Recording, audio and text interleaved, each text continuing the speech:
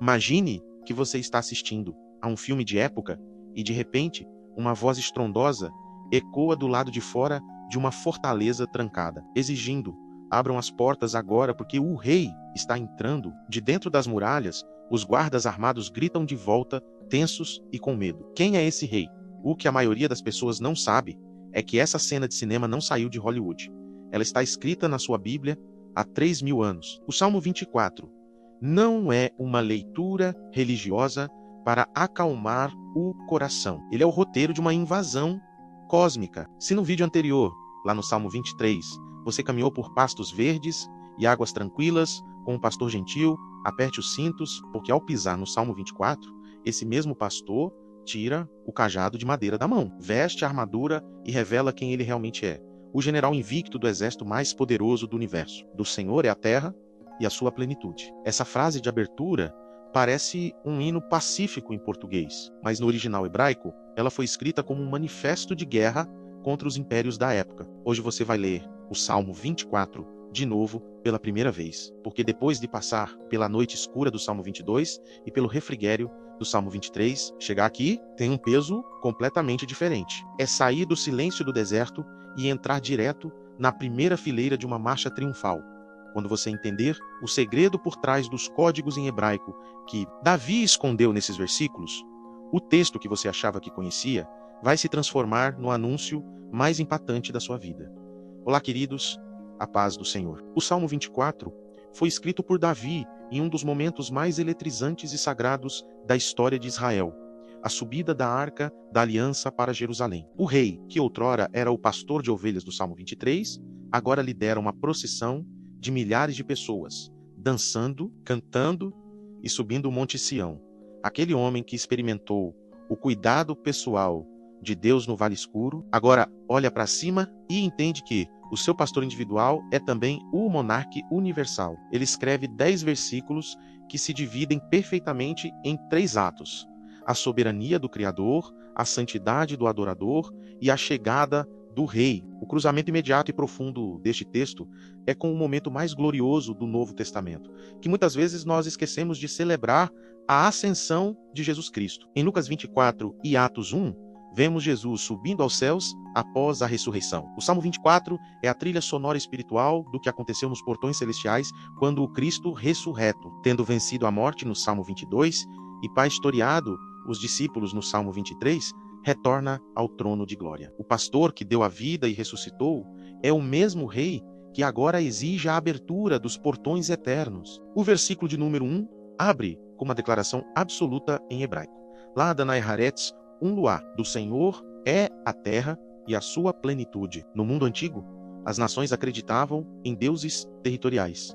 Os filisteus achavam que Dagom mandava na costa. Os cananeus criam que Baal controlava as chuvas das montanhas. Davi quebra essa lógica. Ao usar o nome sagrado, Y e HWH, que para nós a pronúncia seria Yahvé, ele afirma que o Deus de Israel não é uma divindade local. Ele é o dono de cada centímetro quadrado do planeta, do mundo Tevel e de todos os que nele habitam. E o versículo 2 explica o porquê. Porque ele afundou sobre os mares e afirmou sobre os rios. Em hebraico, as palavras para mares e rios são Yamim e Neharot. Para a mentalidade antiga, o mar e as águas profundas eram símbolos do caos, de forças destrutivas e indomáveis. Dizer que Deus fundou a terra sobre os mares significa que ele colocou ordem no caos. Ele domina aquilo que assusta a humanidade.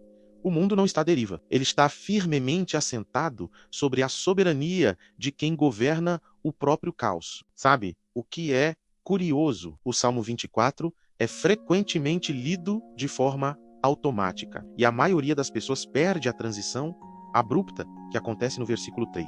Nós saímos da imensidão do cosmos e somos colocados diante de uma pergunta cirúrgica sobre o nosso próprio coração. Se esse vídeo está expandindo a sua visão sobre a Bíblia e te mostrando os salmos de um ângulo que você nunca viu, envie agora mesmo para um amigo que também ama estudar a palavra em profundidade. Aproveite, deixe o seu like, se inscreva no canal e ative o sininho, porque a resposta que Davi dá a essa pergunta vai desafiar tudo o que você pensa sobre intimidade com Deus. Agora feche os olhos e mentalize a cena comigo. A procissão parou na base do monte.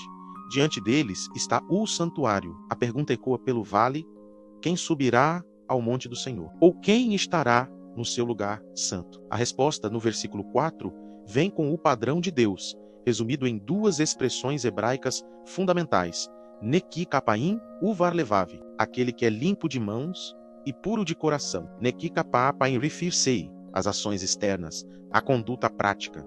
Há mãos que não estão sujas de injustiça, suborno ou sangue. Mas Deus não se impressiona apenas com o exterior. Ele exige bar levável, o coração puro, as motivações internas, aquilo que ninguém vê. E o texto continua: que não entrega a sua alma à falsidade. A palavra hebraica para falsidade aqui é lachave, a mesma raiz usada nos 10 mandamentos para não tomar o nome do Senhor em vão. Significa não viver uma vida de ilusão, não colocar a confiança em ídolos falsos ou aparências vazias. Quem entra na presença do rei não pode usar máscaras. O versículo 5 e 6 nos mostram o resultado disso. Esse homem receberá a bênção e a justiça. Esta é a geração dos que buscam a face do Deus de Jacó.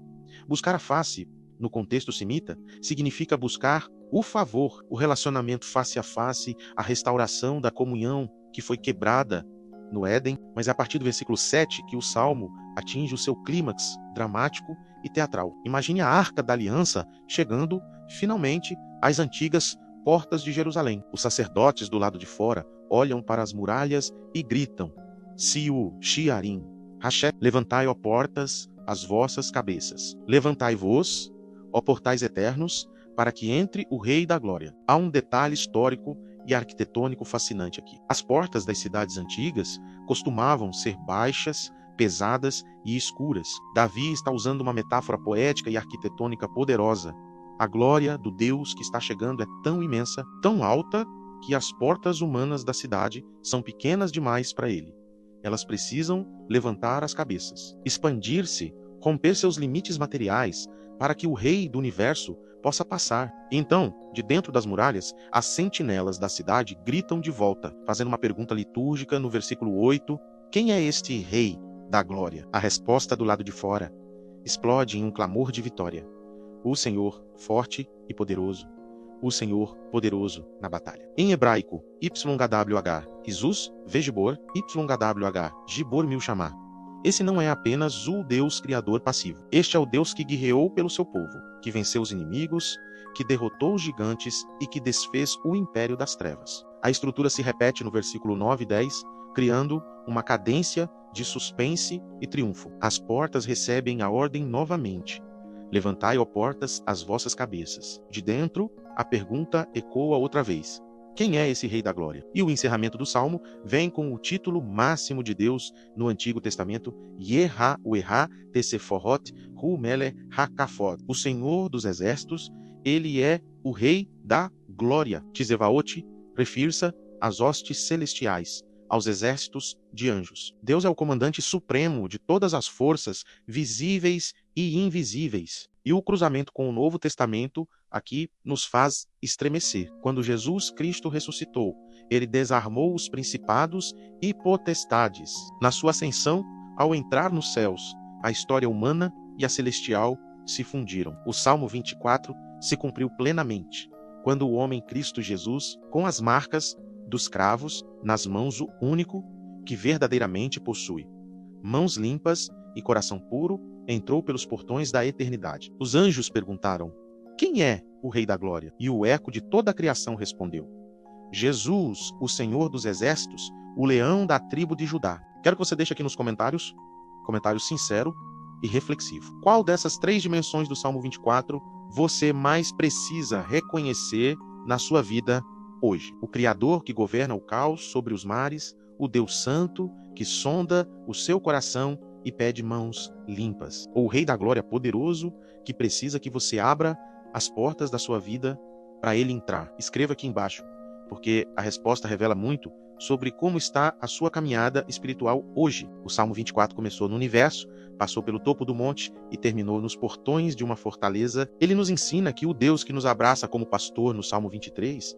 é o mesmo que exige a nossa reverência. Como rei no Salmo 24, não há como desfrutar do refrigério das águas tranquilas, se não estivermos dispostos a nos curvar diante do Senhor dos Exércitos. Ele é o dono da terra, o padrão de santidade e o soberano vitorioso. E a vida que entende isso abre todas as portas internas e externas para que a glória dele inunde tudo. No próximo salmo, Davi muda completamente o tom de voz. Depois da glória cósmica do rei, ele desce ao nível da fragilidade humana e da necessidade de direção. O Salmo 25 é uma oração em forma de alfabeto hebraico, um clamor por guiança, perdão e proteção em tempos de profunda angústia. O Rei da Glória, do Salmo 24, se torna o instrutor do caminho no Salmo 25. Se você chegou até o final desse vídeo, já sabe, se inscreva no canal, ative o sininho das notificações para não perder os próximos vídeos. Curta e compartilhe. Isso me ajuda muito a continuar com a criação de vídeos como esse. Não perca o Salmo 25.